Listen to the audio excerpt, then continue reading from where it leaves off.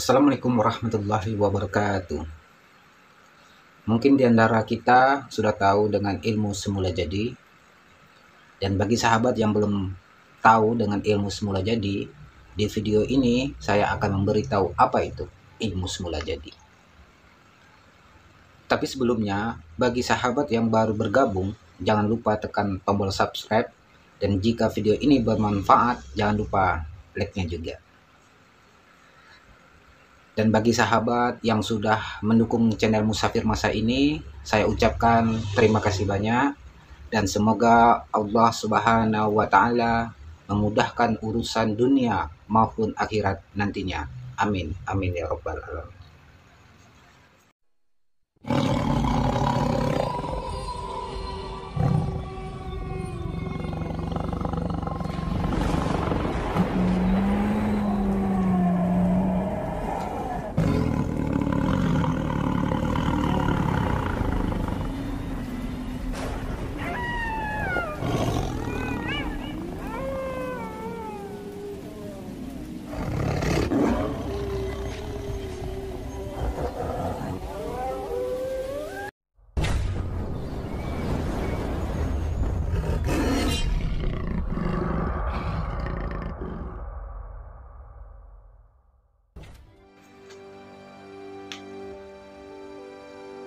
Kenapa disebut ilmu semula jadi?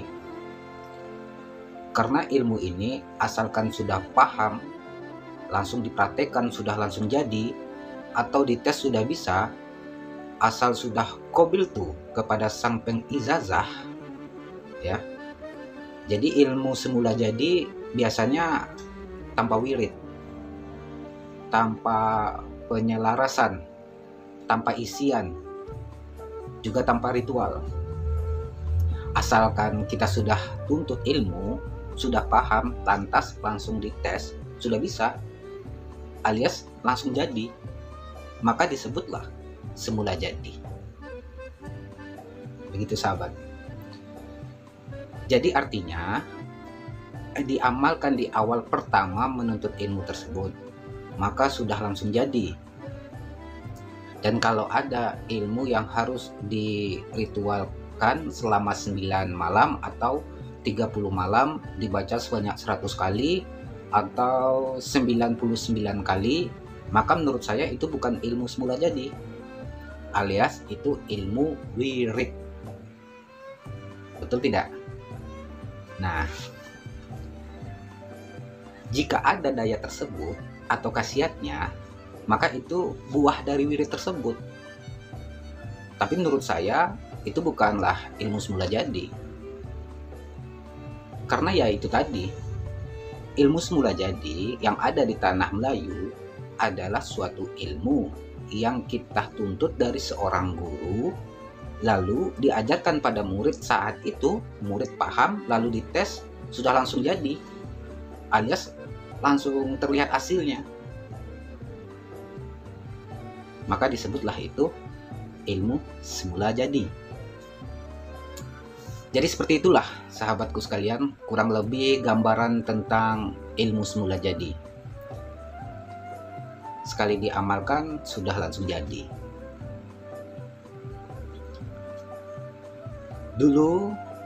Dulunya ilmu semula jadi memang sangat rahasia dan kami pun menyimpannya rapat-rapat. Tapi setelah saya pikir-pikir, diberikan kepada orang yang membutuhkan dan digunakan di jalan yang benar, nggak ada salahnya dong.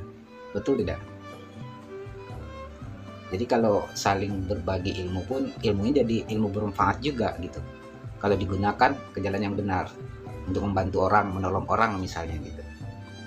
Nah, jika dulu saya hanya mengajarkan ilmu-ilmu semula jadi hanya kepada orang-orang terdekat, maka sekarang saatnya saya babarkan di video ini, karena kebetulan saya paham dan menguasai banyak tentang ilmu-ilmu semula jadi. Alhamdulillah. Pada kesempatan kali ini saya mengajarkan tentang ilmu semula jadi untuk pengobatan.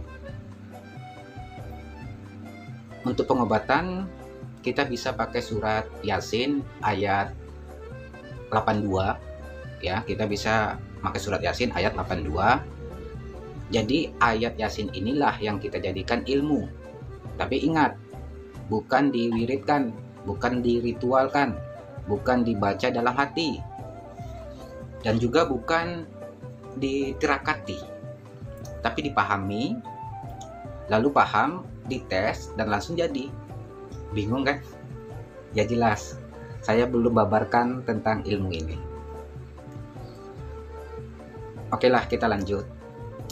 Ilmu ini untuk pengobatan penyakit yang bersifatnya berdenyut. Bisa penyakit apa saja, asal kita pegang, maka pasti kita akan merasakan denyutan-denyutan. Bagaimana ya? Gini deh. Coba jika sahabat misalnya merasa sakit pusing atau sakit apa saja, yang penting bisa dirasakan denyutannya. Cukuplah tempelkan ujung jari telunjuk tangan kanan di tempat yang sakit. Misalnya sakit kepala,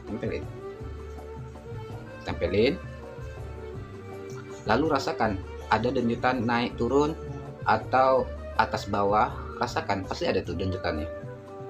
Jika sudah terasa, cara pengobatannya secara langsung untuk diri sendiri maupun untuk orang lain, cukuplah tempelkan ujung jari telunjuk tangan kanan kita pada tempat yang dirasakan sakit. Lalu rasakan denyutannya, naik dan turun. Lalu bacakan Yasin surat 82 tersebut. Dibaca dengan bersuara cukup 1 kali saja. Jadi bukan diwiridkan atau baca dalam hati. Jadi suara kita tuh kedengaran keluar gitu. Jadi kita baca, innama amruhu iza arada sai'an yaqula lahu kun. Setelah bacaan kun, sahabat berhenti sejenak dan fokus pada denyutan. Fokus kita pada denyutan tersebut. Nah, ketika denyutannya di atas, pas denyutannya naik gitu, maka kita tarik ujung jari kita dan tarik ujung jari telunjuk tangan kanan kita sambil membaca fayakun. Seperti itu ya. Pas denyutannya udah mulai terasa naik ke atas gitu, kita baca fayakun. Makrifatnya kita menarik penyakit. Jadi saat ujung jari telunjuk tangan kanan ditempelkan pada tempat yang sakit, maka saat ditarik pada denyutan atas, maka kita bayangkan menarik penyakitnya. Jadi yang dimaksud dimakrifatkan di sini adalah kita membayangkan penyakitnya kita tarik. Saya harap sahabatku dimanapun berada yang telah menyaksikan video ini sudah paham dengan penjelasan saya. Kalau sudah paham, bisa langsung dites, maka langsung bisa, nggak perlu ritual dan nggak perlu wirid, karena ini adalah ilmu semula jadi. Setelah sahabat paham dan berminat dengan ilmu semula jadi ini, maka komen dengan Qabiltu, dan ketika saya sudah baca atau balas, maka ilmu semula jadi untuk pengobatan sudah jadi milik sahabat. Karena menurut ilmu semula jadi yang harus gitu, setelah disuruh mengajarkan oleh sang penghijazah, maka sudah terjadi.